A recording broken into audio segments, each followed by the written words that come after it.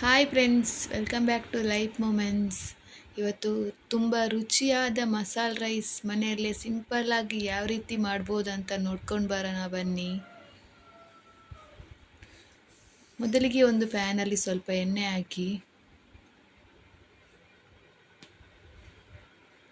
1 spoon ಸಾಸಿವೆ ಸಿಡಿದ ನಂತರ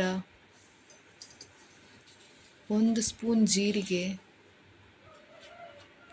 1 spoon ಕಡಲೆಬೇಳೆ, ಸ್ವಲ್ಪ ಕರಿಬೇವು, ಒಂದು 8 ಒಣಮೆಣಸು, ಒಂದು 15ರಿಂದ 20 ಬೆಳ್ಳುಳ್ಳಿ ಹಾಕಿ ಚೆನ್ನಾಗಿ ಫ್ರೈ ಮಾಡಿಕೊಳ್ಳಿ.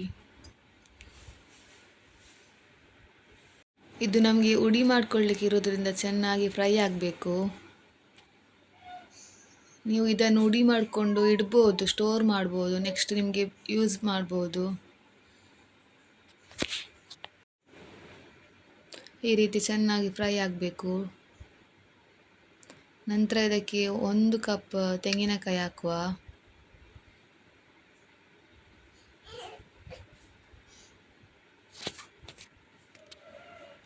ಇಲ್ಲಿ 1 ಕಪ್ ಆಗುವಷ್ಟು ತೆಂಗಿನಕಾಯಿ ಹಾಕ್ತಿದ್ದೇನೆ. ತೆಂಗಿನಕಾಯಿ ಕೂಡ ಚೆನ್ನಾಗಿ ಫ್ರೈ ಆಗಬೇಕು.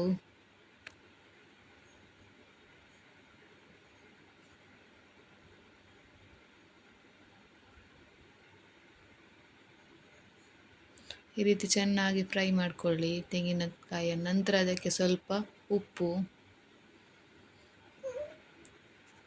ಸ್ವಲ್ಪ ಇಂಗು ಹಾಕಿ ಚೆನ್ನಾಗಿ 1-2 ನಿಮಿಷ ಫ್ರೈ ಮಾಡಿಕೊಳ್ಳುವ. ಒಂದು ಸಲ ನೀವು ಈ ರೀತಿ ಉಡಿ ಮಾಡಿಕೊಂಡಿಟ್ಟರೆ ಬೆಳಿಗ್ಗೆ ಬ್ರೇಕ್ಫಾಸ್ಟಿಗೆ, ಲಂಚಿಗೆ ಮಸಾಲ ರೈಸನ್ನು ಮಾಡ್ಕೊಳ್ಬೋದು. ಎಲ್ಲರೂ ಕೂಡ ಇಷ್ಟಪಡ್ತಾರೆ. ಇದರ ಸ್ಮೆಲ್ ಕೂಡ ಸೂಪರ್ ಆಗಿರುತ್ತೆ. ನೀವು ಒಮ್ಮೆ ಟ್ರೈ ಮಾಡಿ. ಈಗ ಇದು ಸಾಕು ಫ್ರೈ ಆದದ್ದು. ಈಗ ಇದನ್ನು ತಣ್ಣಗಾಗಲಿಕ್ಕೆ ಬಿಟ್ಟು ನಂತರ ಒಂದು ಮಿಕ್ಸಿ ಜಾರಿಗೆ ಹಾಕಿ ಪುಡಿ ಮಾಡಿಕೊಳ್ಳುವ.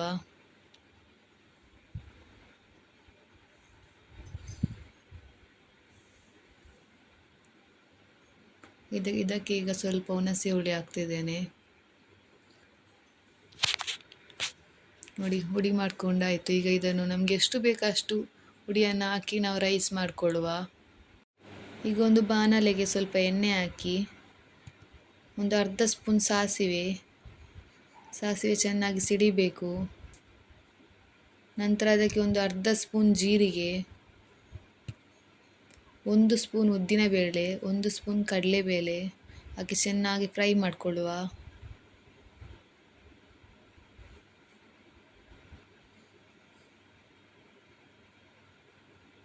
ನಂತರ ಸ್ವಲ್ಪ ಕರಿಬೇವು,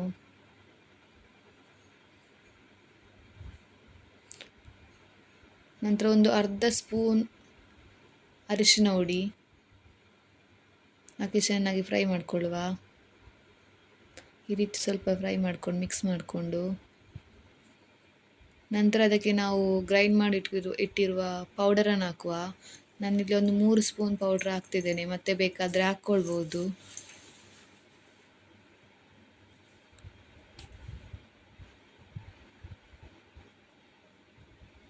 ಈ ರೀತಿ ಸ್ವಲ್ಪ ಹೊತ್ತು ಮಿಕ್ಸ್ ಮಾಡಿಕೊಂಡು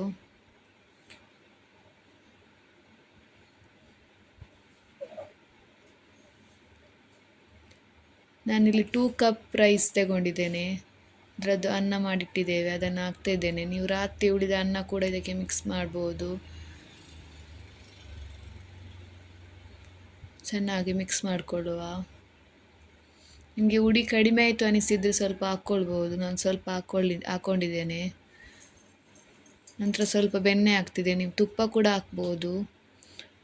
ಟೇಸ್ಟ್ ತುಂಬ ಚೆನ್ನಾಗಿ ಬರ್ತದೆ.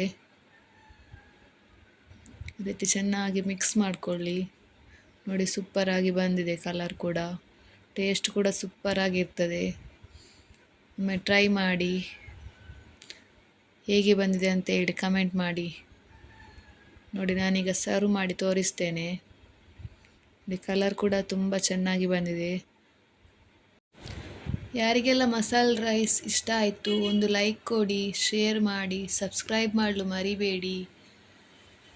ಹೆಚ್ಚಿನ ನೋಟಿಫಿಕೇಷನಿಗೆ ಬೆಲ್ ಐಕಾನನ್ನು ಒತ್ತಿ. Thank you.